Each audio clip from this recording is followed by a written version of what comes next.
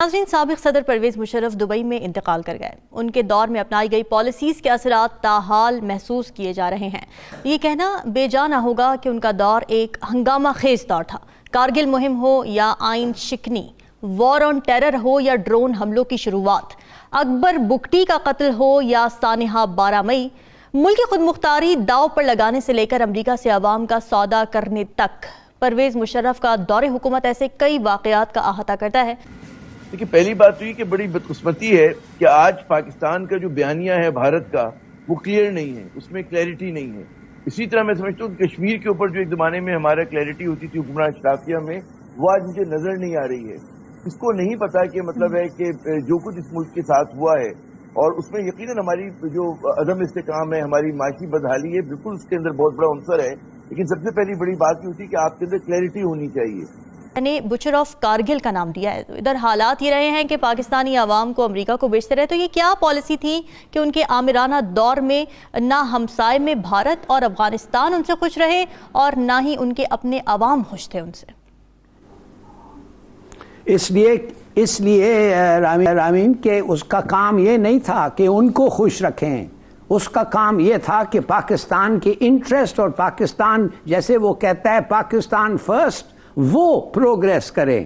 اس لیے وہ خوش نہیں تھے، اور بڑی اچھی بات ہے، ہم ان کو خوش کرنے نہیں پیدا ہوئے ہیں۔ کس بات پہ ہندوستان آبجیکٹ کرتے ہیں؟ کارگل پہ۔ انہوں نے جو کیا ہمارے ساتھ سیاچین پہ، کیا کیا؟ انہوں نے ہمیں کہا تھا کہ کوئی فورسز انٹروڈیوس نہیں ہوں گے، یہ علاقہ جو ہے اگر بھی کوئی لائن نہیں ہے ہم لوگ اس کو یونیلیٹرلی چینج نہیں کریں۔ ایک انڈرسٹینڈنگ تھی۔ کیا کیا انہوں نے؟ ایک دن جا کے اپنے ٹروپس بیٹھ کے سب چوٹیوں پہ بیٹھ گئے سیاچین میں، اور وہاں پر جو اس وقت مودی کی پوری سیاست ہے وہ مسلمان دشمنی، پاکستان دشمنی اور کشمیر دشمنی پر ہے بیس کرتی، تو اس کے آگے یہ لوگ بار بار وہی بات کہتے ہیں۔ آج کی تقریر کا بھی آپ حوالہ دے رہی تھی شہباز شریف صاحب کو، اس میں مجھے بتائیں کیا روڈ میپ دیا انہوں نے تو پتہ ہی نہیں چلا۔ اگر ایک آدمی جو بکرے نہیں ادھر چراتا تھا، اگر وہ نہیں آ کے کہتا، ہمیں پتہ ہی نہیں چلتا۔ اور پھر کیا ہوا؟ کیا واپس کیا انہوں نے؟ کیا امریکہ نے شور کیا؟ کون کیا؟ کیا کیا؟ کچھ نہیں ہوا ابھی تک، آج تک وہ بیٹھے ہوئے ہیں۔ تو مشرف نے بالکل صحیح کیا جب اس نے دیکھا کہ سیاسین کے کارگل کے اسٹریٹجک پوائنٹس پہ ان کا فوج جو ہے وہ سردیوں میں نکل جاتا ہے۔ اس نے کہا کہ ہم وہ کیوں نہیں کریں جو وہ، اس لیے کہ ہمیں پھر ایڈوانٹیج ملتا ہے۔ وہ ہے اس کی غلطی۔ یہ غلطی نہیں ہے کہ کارگل میں اس نے آپریشن کیا، کرنا تھا۔ تھا پاکستان تحریک انصاف کا جب کشمیر کا 5 اگست کو اسٹیٹس 2019 میں تبدیل ہوا، تو اس کی مورد الزام اس وقت جو موجودہ حکومت ہے پی ڈی ایم کی، وہ ان کی حکومت کو بھی ٹھہراتی ہے کہ اس وقت جو سیاسی انتشار تھا وہ وجہ بنا۔ تو دیجیے گا، کیا اگر اس وقت اتحاد ہوتا، معاشی طور پہ مزید مستحکم ہوتا پاکستان، تو پھر یہ نوبت نہ آتی؟ سال کا خواب نہیں تھا ان کا کہ جہاں باسفورس پہنچ جائیں اور جہاں بحر میں پہنچ جائیں؟ بالکل نہیں۔ ان کے پاس بلیک نہیں آل نانسنس، یہ سب برٹش پروپیگنڈا ہے۔ آپ پتہ نہیں کیوں خرید کے بیٹھے ہوئے ہیں اس کو۔ یہ کون کہتا ہے warm waters of the Indian Ocean, warm waters Black Sea میں ہیں ان کے پاس، کوئی ضرورت نہیں ہے۔ افغانستان میں بھی وہ نہیں آنا چاہتے۔ 4000 کیجولٹیز سے وہ نکل گئے افغانستان سے۔ اگر وہ لڑنا چاہتے تھے وہ لڑتے۔ 14 سال رہے ہیں، 1979 سے 88 تک وہ رہے ہیں اور وہاں وہ رہے ہیں۔ اچھا مجھے یہ بتائیے، کیا تاجکستان میں انہوں نے کیا کیا؟ ترکمانستان میں انہوں نے کیا کیا؟ کرغزستان میں انہوں نے کیا کیا؟ انہوں نے اس کے بعد آذربائیجان میں انہوں نے کیا کیا؟ دیکھیں، میں اس بحث میں نہیں پڑھنا چاہتا ہوں۔ ایک جنگ تھی ہمارے اوپر مسلط ہوئی تھی۔ امریکنز، مجھے اچھی طرح یاد ہے، امریکنز کم سے کم 2.5 سال کے بعد آئے ہیں۔ افغان نے خود جنگ لڑی تھی، اور ہم بہت جانتے ہیں کہ 2 سال انہوں نے مکمل جنگ خود لڑی تھی، 79 سے لے کے 81 82 کے آغاز تک مکمل طور پر وہ جنگ تھی۔ چلو، اور دوسری بات یہ اس پر دیکھیں، اس میں تو اب کوئی دورائے نہیں ہے، جب عمران خان اس ملک کے وزیر اعظم تھے تو مجھے آج بھی ان کی یونائٹڈ نیشنز کی وہ تاریخی سپیچ یاد ہے کہ جس طرح سے ڈٹ کر، زور دے کر کشمیری بہن بھائیوں کے لیے عمران خان نے وہاں آواز اٹھائی، آپ سب کے سامنے ہے، قوم کے سامنے۔ پھر اس کے بعد نہیں، ہم لڑتے کس کے لیے بھائی؟ آپ مجاہدین ہمیں کوئی لڑنے کی ضرورت نہیں، روس کے لیے لڑے، ہمیں کوئی لڑنے کی خیال صاحب ہمیں کوئی لڑنے کی ضرورت نہیں تھی. ہم کہتے ہیں ہم نہیں لڑنا چاہتے تمہاری تو روس کے خلاف آپ کیوں لڑے؟ نہیں آپ امریکہ کے کہنے کہ کیوں گئے؟ اس کی ایک وجہ ہے میں بتاتا ہوں ہم روس کے خلاف کیوں لڑے. وہ کیا تھا؟ میں بس سن لیں. روس جو تھا نہیں میں بتاتا ہوں نا, امریکہ کا کوئی پلان نہیں ہے کہ آپ گوادر کی پورٹ کے اوپر آپ کے جا کے قبضہ کریں. روس کا پلان 1343 سے چلا آ رہا تھا. وہ نیکسٹ ڈومینو جو تھی وہ پاکستان تھی. معاف کریے, آپ جا کے کرملن پیپرز دیکھیں, میں نے پڑھے ہیں کرملن پیپرز. آپ کو پتا ہے کہ invitation from the communist party, the invitation from the Communist Party of Russia to come at of Afghanistan, روس کو جب گیا تھا, نہیں وہ تو صحیح ہے, وہ تو نہیں. آپ مجھے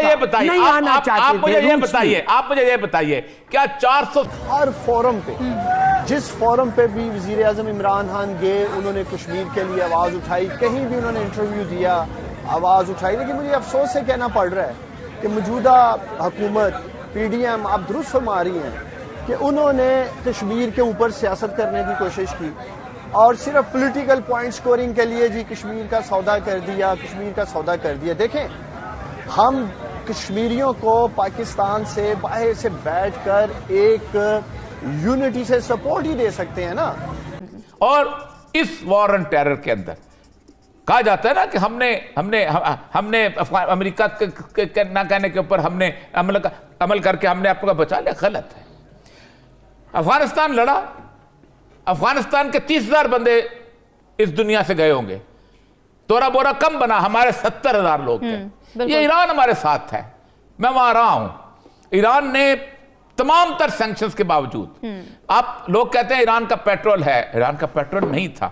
2007 میں ایران میں پیٹرول 3 لیٹر صرف لوگوں کو ملتا تھا, لیکن سروائیو کر گیا.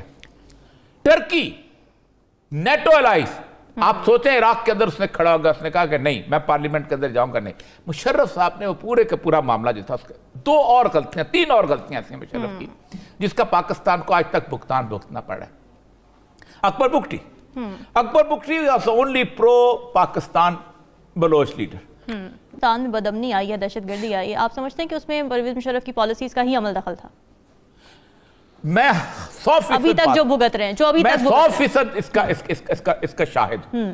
میں 1979 کے اینڈ میں اور 80 کے شروع میں گیا تھا بلوچستان سے پرامن خطہ پورے برصغیر پاک و ہند میں شاید کوئی نہ ہو. ٹھیک ہے, کوئی نہیں. آپ اتنا پرامن خطہ, ہم وہاں جو یہ چاہ رہے تھے, پی ڈی ایم سے جو بات کی جا رہی تھی, جس سٹیٹس کی آپ بات کر رہی ہیں, وہ کوئی ٹینک بارڈر پہ لے کے چڑھا کر کوئی جنگ کی تیاری کی طرف تو نہیں جا سکتے تھے.